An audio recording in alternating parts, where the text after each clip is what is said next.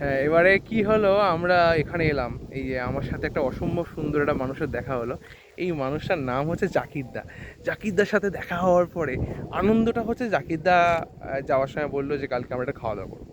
এখন কি খাওয়া দাওয়া করবো, সব থেকে দারুণ জিনিসটা হচ্ছে দেশি মুরগির মাংস। এই দেশি মুরগির মাংসটা আজকে জাকিরদা আমাদের জন্য খুব সুন্দর মতন করে রান্নাবান্না করে নিয়ে এসে, ও জাকিরদা রান্নাবান্না তো তুমি করনি, না। রাকিরদা করেছে, ময়নাদার বউ। হ্যাঁ। হ্যাঁ, ময়নাদার বউ রান্না করেছে।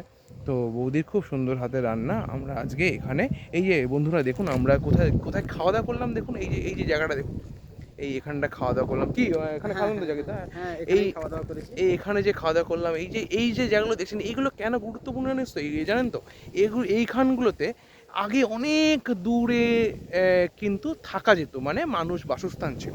কিন্তু একটা সময় পরে এখানে আর মানুষজন থাকতে পারে না, তার কারণ নদী খেয়ে নিয়েছে।